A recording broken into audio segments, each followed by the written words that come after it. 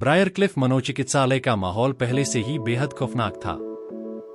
हर जगह शैतानी ताकतों का बोलबाला था। डॉक्टर आर्डन के घिनौने प्रयोग, सिस्टर मैरी यूनिस के शैतानी प्रभाव और सिस्टर जूड के टूटे हुए विश्वास ने इस जगह को जीवित नरक में बदल दिया था।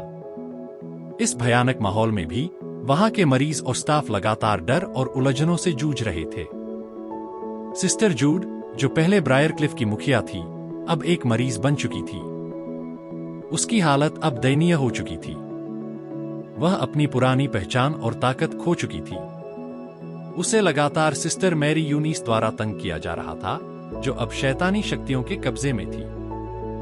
लेकिन जूड के अंदर की जंग अभी खत्म नहीं हुई थी। वह अब भी अपनी आत्मा की आखिरी किरण को बचाने की कोशिश कर रही थी। डॉक्टर आर्डन अब भी अपने भयानक प्रयोगों में व्यस्त था। वह शैतानी ताकतों और विज्ञान के बीच के फर्क को मिटाने की कोशिश कर रहा था। सिस्टर मैरी यूनिस, जो अब पूरी तरह से शैतान के कब्जे में थी, डॉक्टर आर्डन के काम को और भी खतरनाक बना रही थी।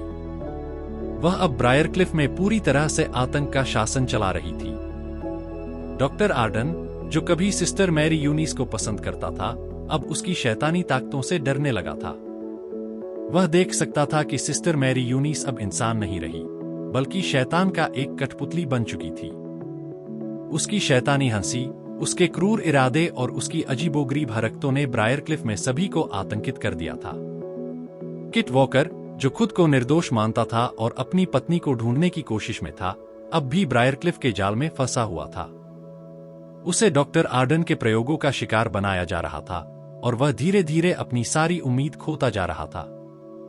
लेकिन किट के दिल में अब भी एक उम्मीद थी कि उसकी पत्नी अल्मा अभी जीवित हो सकती है। उसे यकीन था कि ब्रायरक्लिफ की दीवारों के पीछे कोई बड़ा राज छिपा हुआ है और वह इस राज को उजागर करने के लिए कुछ भी कर सकता था। लाना, जिसने डॉक्टर थ्रेडसन से बचकर अपनी आजादी पाई थी, अब भी ब्रायरक्लिफ में थी।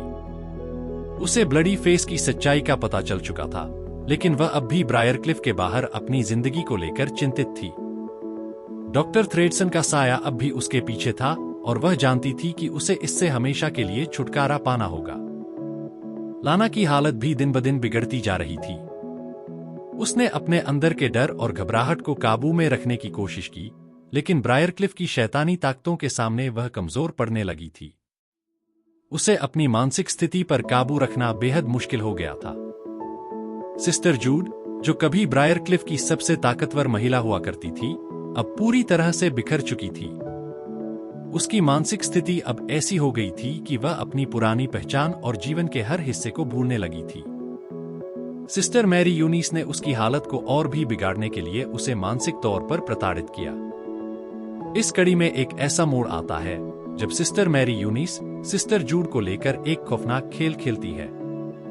वह उसके दिमाग से खेलते हुए उसे नेम गेम खेलने के लिए उकसाती है। यह खेल उसकी मानसिक स्थिति को और भी बिगाड़ने के लिए रचा गया था। नेम गेम एक ऐसा खेल था जिसमें हर व्यक्ति को अपना नाम भूलकर एक नए नाम के साथ जुड़ना पड़ता था। सिस्टर जूड को इस खेल में उलझाया जाता है और वह धीरे धीरे अपनी पहचान खोने लगती है। ब्रायरक्लिफ के हॉल में सिस्टर मैरी यूनिस सिस्टर जूड को उकसाती है कि वह अपना असली नाम भूलकर कुछ और मान ले। यह खेल एक मजाक के रूप में शुरू होता है, लेकिन धीरे धीरे यह सिस्टर जूड की मानसिक स्थिति को और भी कमजोर करने लगता है। सिस्टर जूड, जो पहले से ही अपनी मानसिक स्थिति को संभालने में नाकाम थी, अब पूरी तरह से टूटने लगती है। वह अपनी असली पहचान को भूल जाती है और उसके दिमाग में कई अजीबोगरीब नाम और चेहरे गूंजने लगते हैं। नेम गेम ने सिस्टर जूड की मानसिक स्थिति को इतना बिगाड़ दिया कि वह अब पूरी तरह से भ्रम में डूब गई। उसे अब सही और गलत, वास्तविकता और भ्रम के बीच का अंतर समझ नहीं आता। उसके दिमाग में उसके पुराने पाप, उसकी गलतियां और उसकी जिम्मेदारियां अब एक घने अंधकार में मिल गई थी। वह अब पूरी तरह से सिस्टर मैरी यूनिस की शैतानी चालों का शिकार बन चुकी थी। इस बीच किट और ग्रेस एक बार फिर से एक दूसरे से मिलते हैं।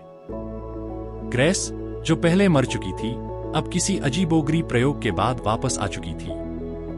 उसकी वापसी किट के लिए एक चमत्कार की तरह थी, लेकिन वह जानता था कि ब्रायरक्लिफ में कुछ भी सामान्य नहीं होता। ग्रेस अब एक नए राज के साथ वापस आई थी और यह राज ब्रायरक्लिफ के सबसे गहरे और खौफनाक सच से जुड़ा हुआ था। उसने किट को बताया कि डॉक्टर आर्डन और सिस्टर मैरी यूनिस के पीछे छिपी शैतानी ताकतें असल में इंसानों को अपने प्रयोगों का शिकार बना रही थी। लाना ने अब ठान लिया था कि वह ब्रायरक्लिफ से बाहर निकलकर डॉक्टर थ्रेडसन के असली चेहरे को दुनिया के सामने लाएगी। उसने अपने अंदर के डर को काबू में रखते हुए ब्रायरक्लिफ के बाहर जाने की योजना बनाई। लाना अब एक नई ताकत के साथ तैयार थी।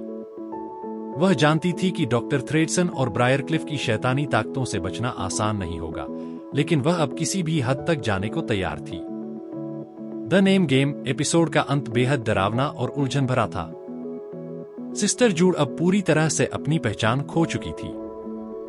सिस्टर मैरी यूनिस का शैतानी खेल अब भी जारी था और ब्रायरक्लिफ के मरीज और स्टाफ अब भी शैतानी ताकतों के जाल में फंसे हुए थे।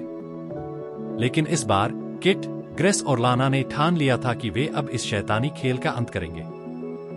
उनकी कोशिश अब ब्रायरक्लिफ के सबसे बड़े राज को उजागर करने की थी, और यह राज उन्हें ब्रायरक्लिफ की गहराइयों में छिपे अंधकार से बाहर निकाल सकता था।